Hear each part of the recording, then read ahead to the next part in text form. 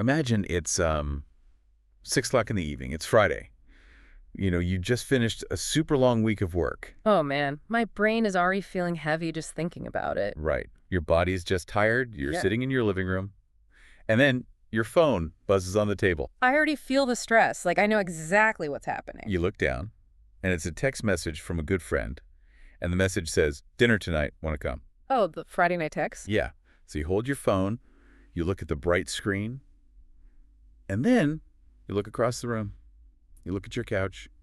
Which one wins? I mean, if I am being completely honest, my couch usually wins. Every time. Really? Every time. Well, by Friday night, the outside world just feels like very far away. My living room is safe, it's warm, and I don't have to wear real shoes. Exactly. You look at those soft cushions. You think about the cold air outside. You think about how loud the restaurant will be. Yeah, and your brain does this really quick calculation. It totally does. It measures the effort of going out against the, absolute ease of just sitting down. And so often we just choose the easy path. We choose to stay inside. It's like a magnetic pull. You try to fight it, but the house just keeps you inside. Yeah. So you type a message back saying, so sorry, I have a headache. And then you feel a tiny bit of guilt, but mostly just a huge wave of relief. Oh, that relief is such a powerful feeling. I was reading an article the other day, and it talked about this exact moment. Oh, really? Yeah. It gave this situation a specific name. It called this the Friday night test. The Friday night test. Well, I feel like I fail this test every single week. So, how does the test actually work? Okay, let me break it down. So the idea is to look at two different people who get the exact same text message on a Friday night. Okay. Let's start with a woman named Emma. She's 28 years old. She's doing well in life. Like she has a good job and stuff? Yeah, she has a steady job. She has a nice group of friends. So she gets the text, "Dinner tonight." And what does she do? Well, she's sitting on the edge of her bed. She looks at her phone.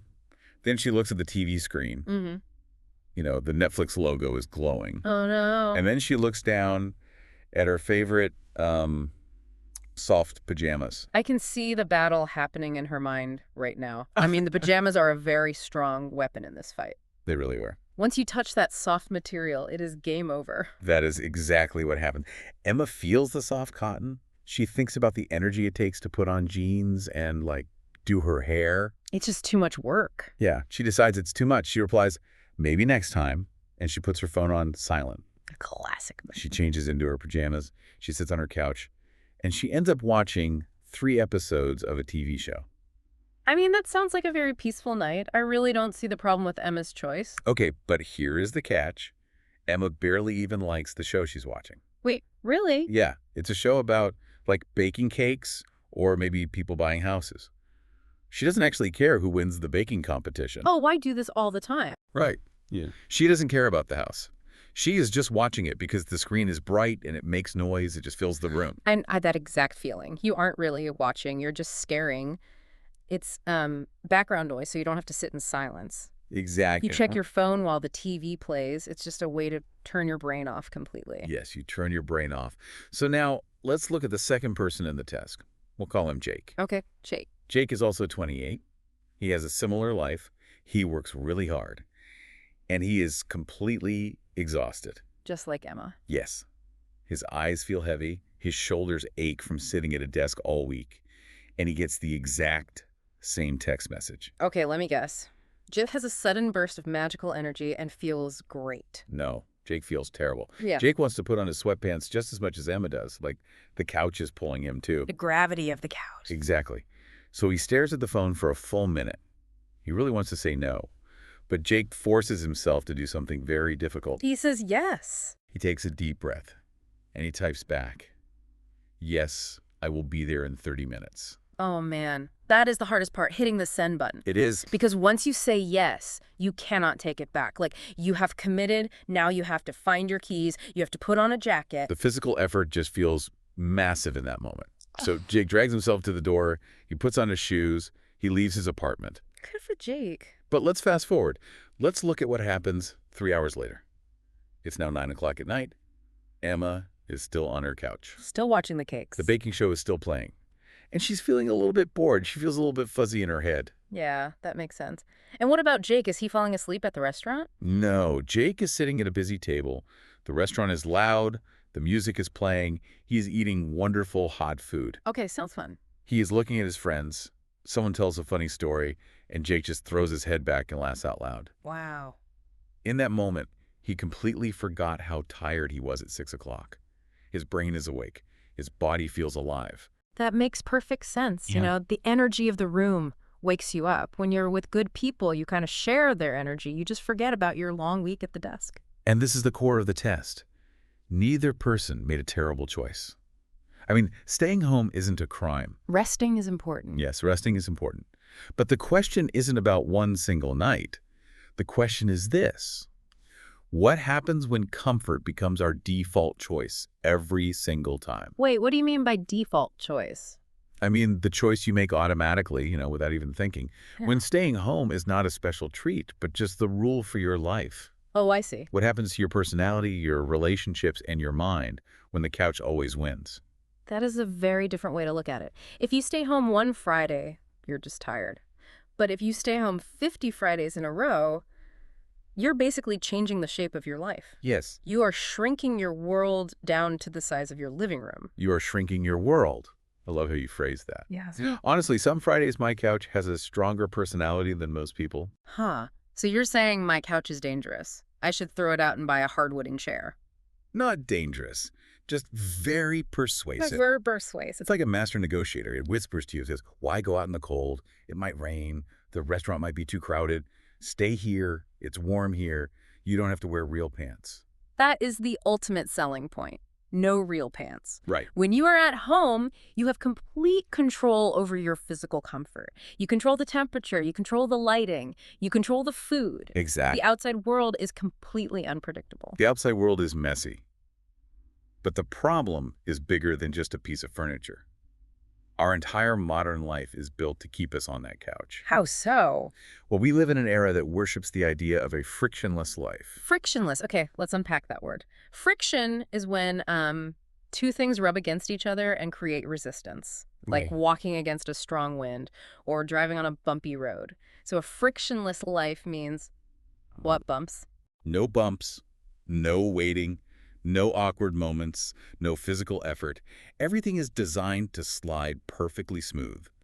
Think about how we watch television now. It is completely frictionless. Oh, you mean streaming services? Yes. Think back to 10 or 15 years ago. If you wanted to watch a movie, you had to drive to a video store. Oh, wow, the video store. You had to walk down the aisles. You had to pick up a plastic box. You had to drive home. Uh-huh.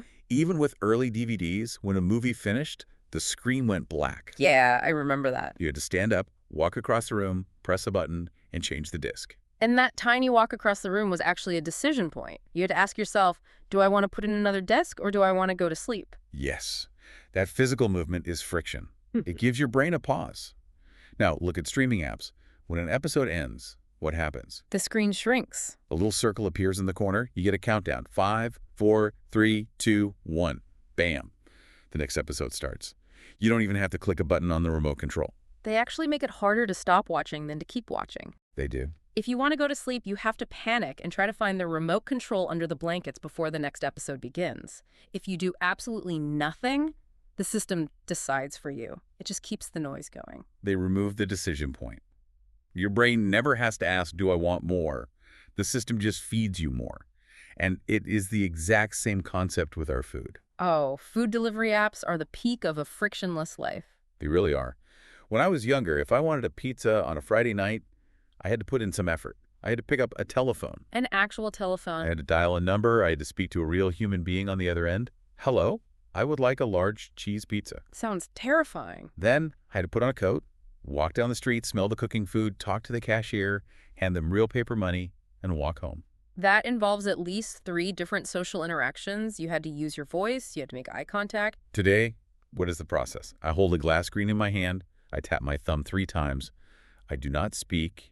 I do not put on shoes. Just magic. 30 minutes later, a brown paper bag magically appears outside my front door.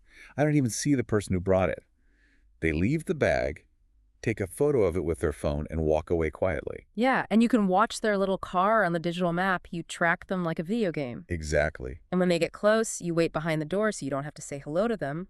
You wait until they walk down the stairs, and then you open the door and grab the bag. Zero human contact. It's almost like living on a spaceship. The food just arrives in a pod. We remove all the messy parts of society. And we do this with work, too. Think about remote work. Oh, remote work changed everything. We do not have a commute anymore. The commute used to be a huge source of daily friction. You had to stand on a crowded train. You had to smell other people's perfume or coffee. Yeah, or listen to them talk loudly on their phones. You had to walk through the rain from the station to the office. Now, we wake up, walk 10 steps to a desk in our bedroom, and open a laptop. We just spend 8 hours looking at a screen. We jump from one Zoom call to another. We type messages on Slack. We miss the small, accidental moments of friction. We don't stand by the coffee machine and chat about the weather with a coworker. Right. We don't bump into someone in the hallway and hear about their weekend. We just schedule meetings, turn on the camera, talk about the project, and turn the camera off. Okay, wait a minute. Let me stop you there. Because I am listening to all of this, and a part of me wants to defend the frictionless life. Oh, really? Yeah. We are talking about this like it is a terrible tragedy, but modern life is really exhausting. It is exhausting. I agree. We work very hard. The world outside is expensive. The news is always stressful. We are constantly worried about the economy or, global events. That's true. What is wrong with wanting things to be easy? I actually love that my food comes to my door. I love that I can work in soft clothes. It saves my physical and mental energy. I think we deserve a break. I hear you. And I think many people feel exactly the same way you do. Resting is good. Saving your mental energy is a smart thing to do. But I want to challenge you on this. Okay, challenge me. We need to be very honest with ourselves. Are we actually resting? Or are we just avoiding friction? That sounds like a trick question. What's the difference? I mean, rest is rest. There is a massive difference in how it affects your soul. Resting is an active choice to recover your energy. You rest so you can heal. Okay. You rest so you can eventually go back out into the world and participate. It has a purpose. And avoiding friction. Avoiding friction is hiding. You are not recovering energy for tomorrow. You are just trying to escape the discomfort of today. Wow. You're building walls around yourself so you never have to feel awkward or cold or annoyed. And here's the biggest problem with that strategy. What's the problem? The most beautiful, meaningful things in human life actually require friction to exist. I am going to need you to explain that. How does a good thing need friction? Why can't good things just be easy? Think about friendship. True, deep friendship is not easy at all. It requires a lot of social friction. You have to send text messages and make plans. You have to find a time when everyone is free, which is very hard. You have to travel across the city to meet them. And sometimes your friends are annoying, let's be honest. Exactly. Yeah. Sometimes a friend calls you crying because they had a terrible day at work and you are tired, but you have to sit there and listen. Yeah. You have to offer advice. You have to carry some of their sadness. That is emotional friction. But if you never do that, you never build a bond. It is much easier to just watch a group of friends on a TV comedy. They are always funny. They never ask you for help. They never cry on your shoulder. Right. But at the end of the day, they do not know your name. They cannot come to your birthday party. That is the perfect way to describe it. Fake friends are frictionless. Real friends require work. And dating? Dating is the ultimate example of friction. Dating is terrifying. It requires massive emotional risk. You have to sit across a table from a stranger. You might spill coffee on your shirt. You might say something stupid. Oh, I have done all of those things. They might not laugh at your joke. There might be a long, painful silence. They might reject you completely. That is a huge amount of uncomfortable friction. But if you avoid that friction forever, you just stay single forever. You never feel the spark of falling in love. Exactly. You never get the reward if you do not pay the cost of the friction. Community is the same way. Like your neighborhood. Yeah. Being part of a neighborhood means you have to deal with neighbors. You might have to help someone shovel snow. You might have to attend a boring local meeting. But that is how you build a place where people care about each other. So you are saying that all the good stuff in life, love, friendship, belonging is hidden behind a wall of discomfort. Yes. Think of it like building physical muscle. If you go to the gym and lift a heavy weight, your muscles literally tear. Ouch. They experience physical friction and stress. It hurts. But that is the only way they grow stronger. Your social and emotional muscles work the exact same way. They need to be stretched. That makes a lot of sense. If you never stretch them, they become weak. Let's do a thought experiment. Imagine you are granted a magic wish. You get to live a life with absolutely zero friction. Sounds great. Nothing is ever hard again. Your food arrives the second you feel hungry. Your entertainment plays directly into your eyes. You Right. never have a single awkward conversation. Everyone agrees with you all the time. You never wait in a line. What happens to you after 1 year? I think I would become incredibly soft, not just physically, but mentally. How so? I would lose my patience. If something tiny went wrong, like the internet stopped working for 2 minutes, I would probably have a complete mental breakdown. I would not have the strength to handle real life. You stop growing. Because personal growth begins exactly where your comfort zone ends. A frictionless life sounds like a dream vacation, but as a permanent lifestyle, it's a trap. Yeah, I can see that now. And what is fascinating right now is that this trap is actually becoming very trendy. Oh, It is yeah. being celebrated. Celebrated. Who is celebrating staying inside and doing nothing? Have you seen this new trend online? There is a whole group of people on social media who are becoming famous for this. They are known as loneliness influencers. Loneliness influencers. No, I have never heard of that in my life. That sounds like a contradiction. Right. I know about fitness influencers who show you how to lift weights. I know about travel influencers who show you beautiful beaches. People follow them because they want that life. Why would anyone follow someone whose entire brand is being lonely? It is a very strange and fascinating corner of the internet. It's usually young women. Hmm. They are in their 20s or early 30s, and they live in huge, vibrant cities. Like where? Places like New York, London, or Paris. Cities where you usually go to chase big dreams, meet thousands of people, and have a wild social life. Right, you moved to New York to be in the middle of the chaos. But instead of showing the chaos, they make video blogs about being completely, totally friendless. They document their weekends, spent entirely alone in their apartments. Huh. And they make it look incredibly aesthetic, beautiful, and calm. Wait, so they are bragging about having no friends? They are proud of it. In a way, yes. They present it as an aspirational lifestyle. They always start their videos with a specific type of text on the screen. What does it say? The caption usually says something like, POV, you're a child-free single girl who lives alone in the city, so this is how you spend your Friday night. What do these videos actually look like? Paint a picture for me. They all share a very specific visual style. First of all, the apartment is flawless. It is spotless. There's not a single dirty coffee cup, no pile of mail on the table, no dust on the floor. But it is also very empty. Empty like they just moved in. Empty like a hotel room. The colors are always the same. Everything is gray or beige or white. There's a beige sofa, a soft white rug, light gray walls. Ah, the famous beige aesthetic. Exactly.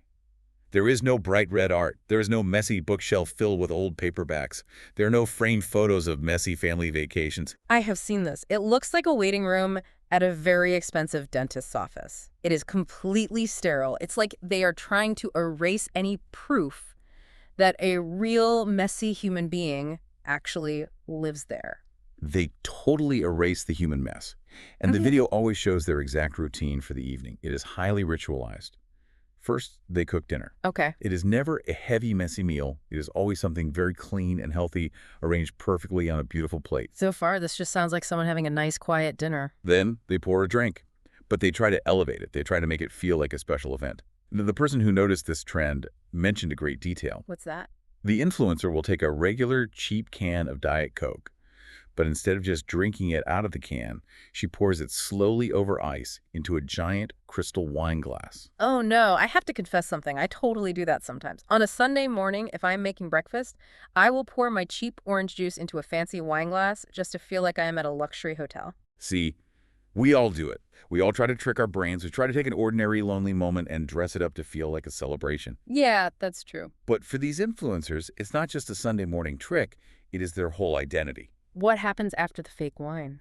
The routine continues. They change out of their daytime clothes and put on a very thick, soft, fluffy dressing gown.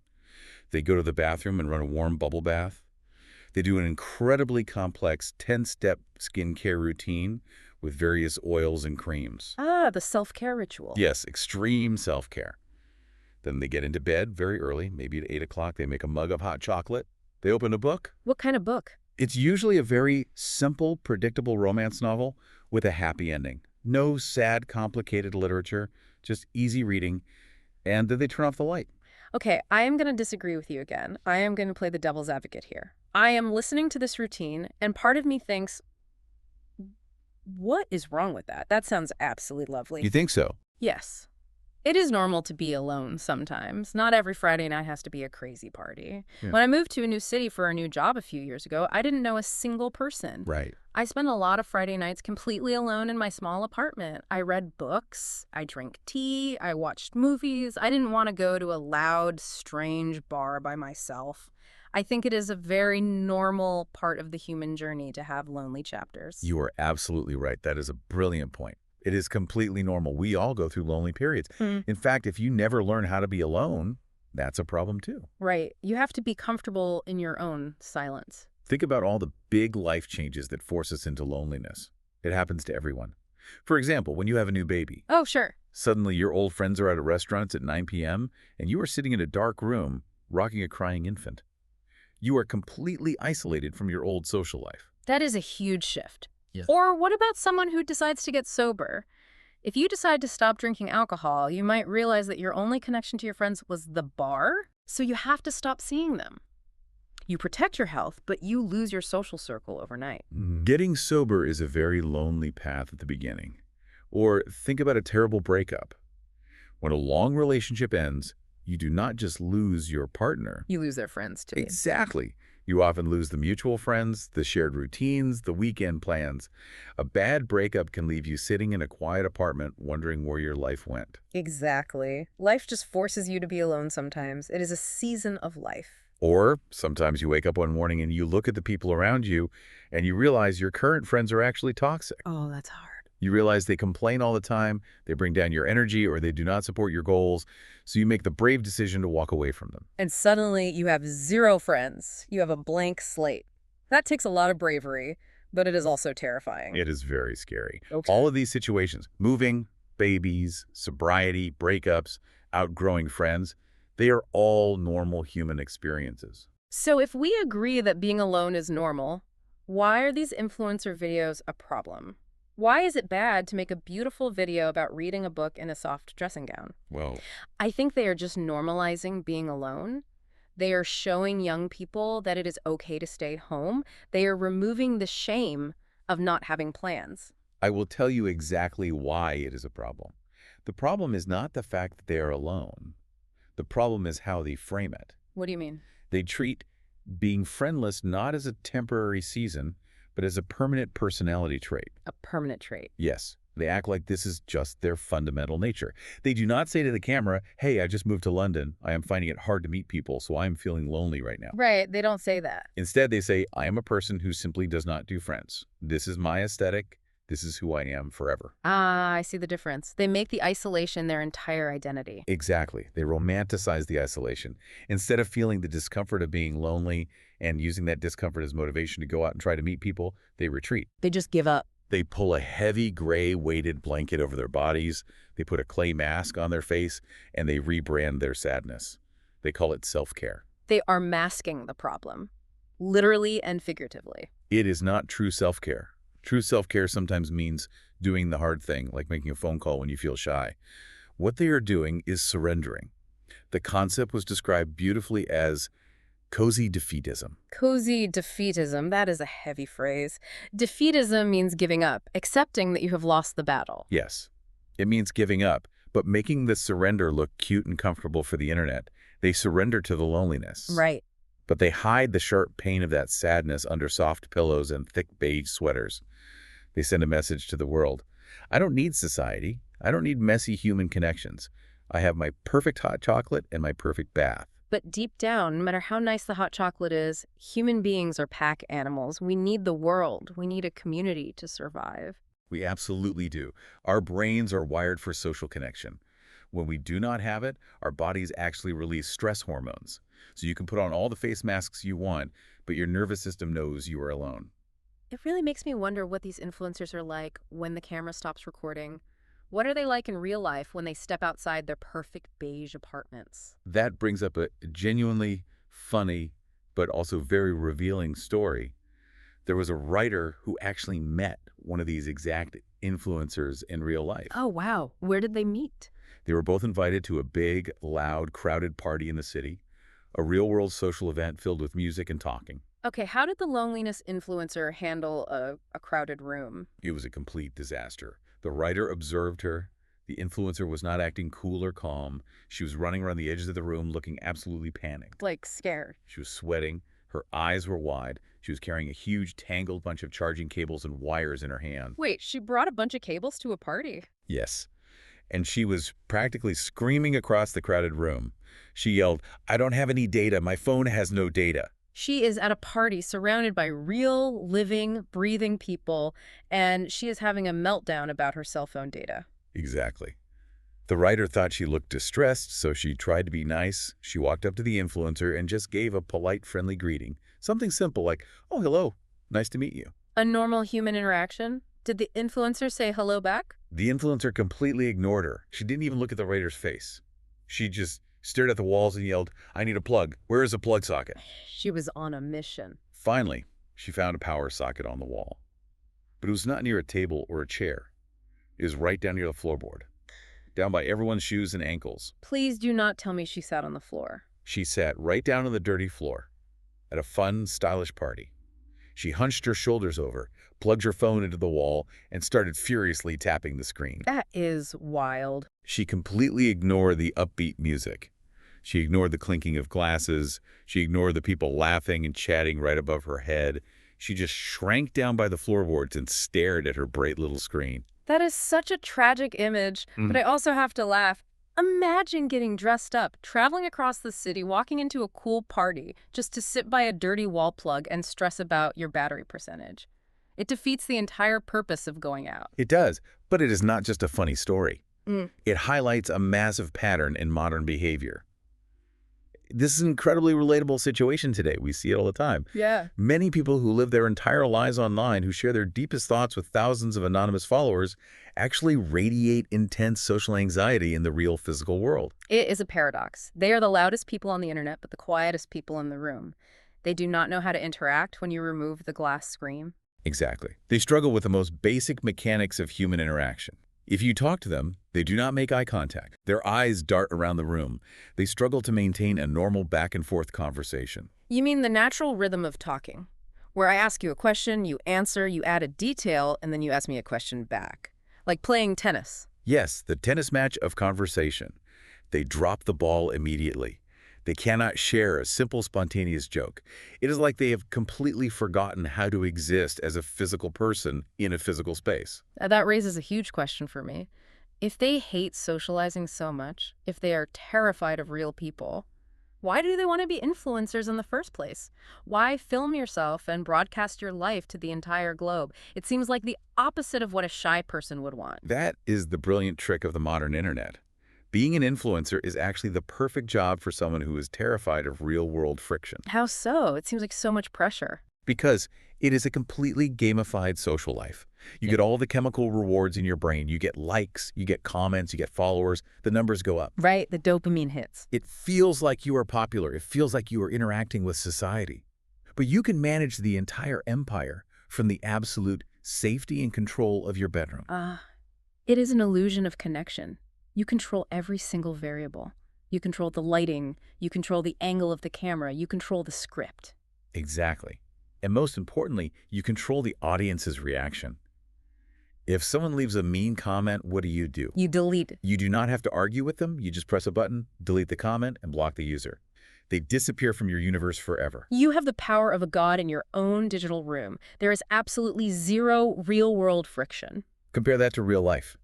If you are sitting in a real cafe and you say something awkward or weird to the person next to you, you cannot delete it. Oh, you can't. You have to sit there and watch the strange, confused look form on their face.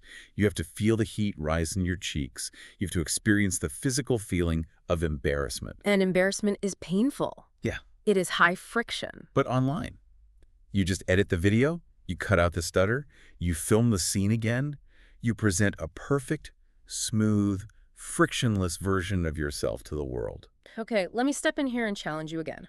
I want to put myself in the shoes of someone who might be listening to us right now. Maybe they are sitting in their quiet beige room. Maybe they have their hot chocolate.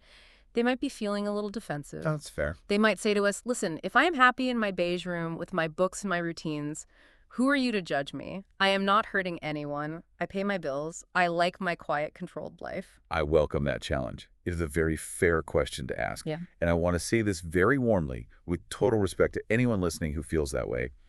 I'm not judging you, but I want to ask you to look deep inside yourself. Okay. Are you actually happy, or are you just comfortable? That is a very sharp distinction. Happiness versus comfort. Because there's a massive difference between the two. Comfort is the absence of pain. Happiness is the presence of meaning. Oh, I like that. Say that again. Comfort is the absence of pain. Happiness is the presence of meaning. Let's do another thought experiment. Think about a time you stayed inside for an entire weekend. Easy. It happens a lot in the winter. Imagine it is raining outside, it is cold, you cancel all your weekend plans, you tell your friends you are busy, you do not step outside your front door, you do not see a single human face from Friday night until Monday morning. You just wear sweatpants, watch TV, and eat snacks. I've definitely lived that weekend. We all have. Now, I want you to remember exactly how you felt on Sunday evening when the sun started going down and the weekend was over.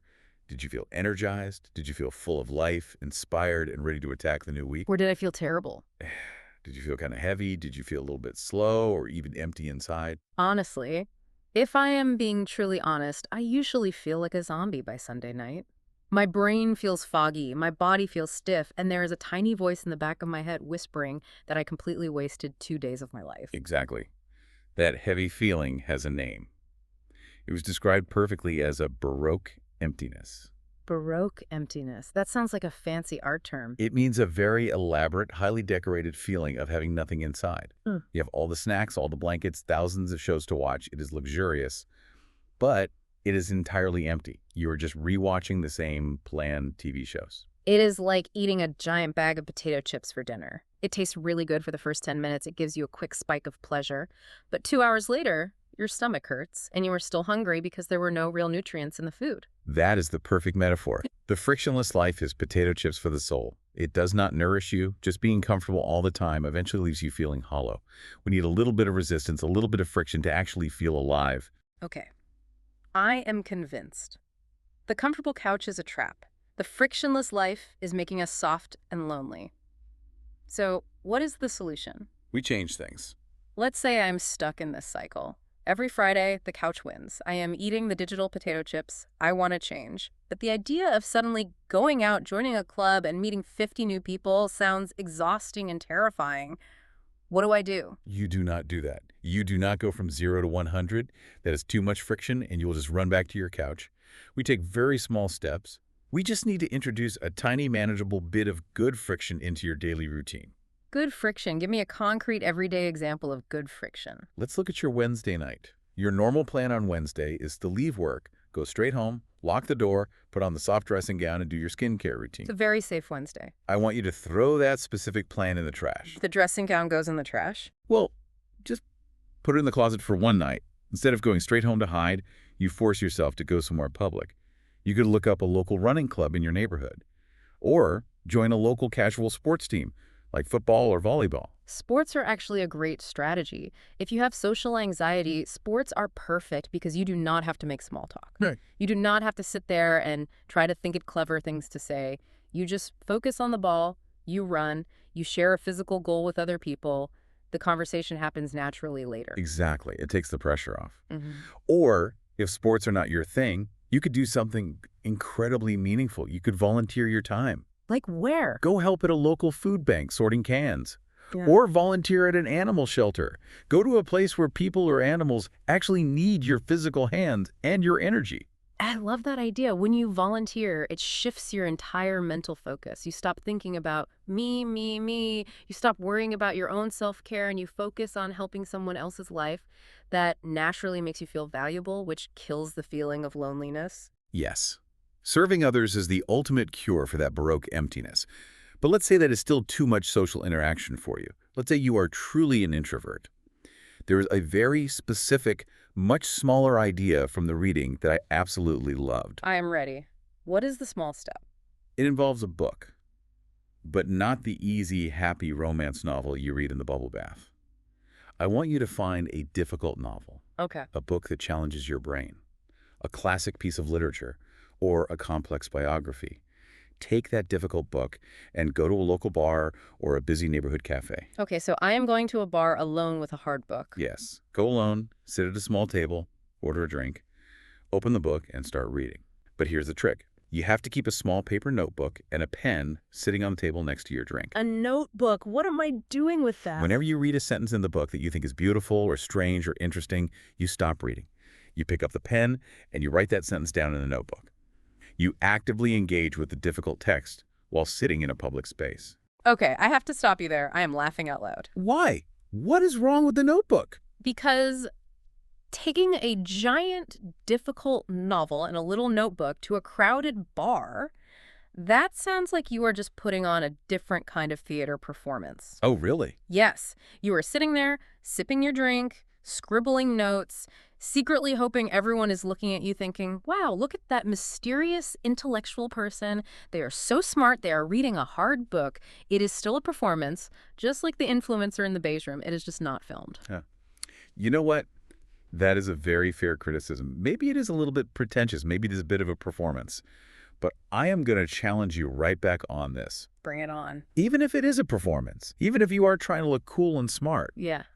at least you're out of the house. That is true. You have successfully defeated the couch. Right? You are physically out in the real world. Yeah. You are sitting in a wooden chair. You can hear the clinking of glasses around you. You hear fragments of other people's conversations. You smell the roasted coffee or the fried food. You are sharing oxygen with your community. You are part of human society again. You are a background character in other people's lives, which is a nice feeling. And here is the magic part. Mm-hmm. Because you are out in the world, you open the door for randomness. Who knows what might happen? Maybe the person at the next table leans over and says, "Excuse me, I see you writing. What book are you reading?" Yeah. And suddenly, you are having an unscripted conversation with a complete stranger. That is the spark of life. You cannot plan that. You cannot. And I promise you that one random conversation about a book is 100 times more nourishing for your soul than sitting in your bedroom drinking Diet Coke out of a wine glass, completely alone. I cannot argue with that logic. If you stay in your bedroom, the possibility of a new connection is exactly 0%. If you go to the cafe, even if you just read and go home, the possibility is higher than 0. You leave the door unlocked for life to walk in. Leaving the door unlocked. That is a beautiful way to say it. Let me share a very relatable situation. Have you ever been in a situation where you forced yourself to talk to a stranger? Maybe you were sitting next to someone on an airplane or standing next to someone in a very long, slow line at the grocery store. Oh, yes. And it is always a terrifying calculation in my head. I stand there debating, should I say something about the weather? No, that is boring. Should I say something about the slow line? What if they want to be left alone? Exactly. Your heart beats a little faster. You worry they will think you are weird. But finally, you just say hello. Yeah. Or you make a little joke about the situation and what happens next. For about 10 seconds, it is extremely awkward. The longest 10 seconds of your life? That 10 seconds of awkwardness is the friction. That is the price you pay. But once you push through that friction, what usually happens on the other side? Usually the other person's face relaxes, they smile. You realize they were probably just as bored and anxious as you were. They're actually happy that someone broke the ice. And then you end up having a really nice 5-minute chat. Yes. You have a moment of pure shared humanity. You talk about the rain or the coffee or a dog walking by. It does not matter what the topic is. What matters is that you feel seen. The other person feels seen. When you walk away from that interaction, you feel a little bit lighter. You feel a little bit warmer inside. It is a tiny hit of real dopamine, not the fake dopamine from a screen. You cannot get that warm feeling from clicking like on a photo. You cannot buy it. You have to earn it by walking through the fire of the 10 awkward seconds. You have to earn it.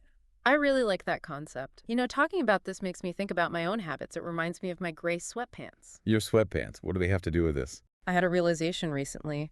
My gray sweatpants are not just clothes. They are basically my physical do not disturb sign to the universe. That is hilarious, but also very true. Explain the psychology of the sweatpants. When I get home from work and take off my regular clothes, the moment I pull those soft sweatpants on, a chemical change happens in my brain.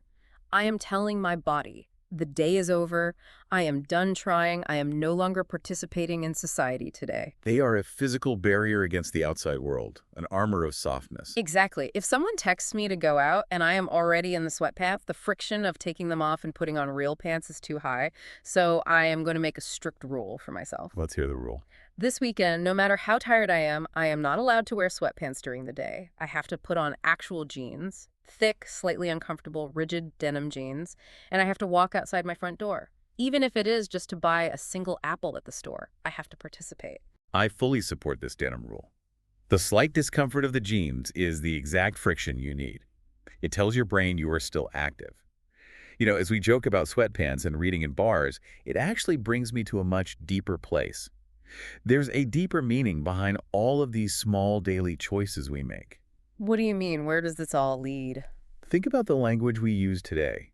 When people choose to stay inside, when they cancel plans, when they retreat to the couch and build these walls of comfort, they always use a very specific phrase to defend themselves. They say, "I am protecting my peace." You hear this phrase everywhere online right now. Oh yes, protecting my peace. It is the ultimate modern excuse. You cannot argue with it. If a friend cancels on you and says they are protecting their peace, you have to say, okay, I respect that. Right. It sounds very enlightened and healthy. But I want us to really challenge that phrase. I want to ask the core question of this entire conversation. When we cancel life to sit on the couch, are we really protecting our peace? Or are we just avoiding life? Wow, that is a heavy, sharp question. Think about the words. Protecting your peace implies that there is a threat outside. It implies the world is attacking you and your apartment is a fortress.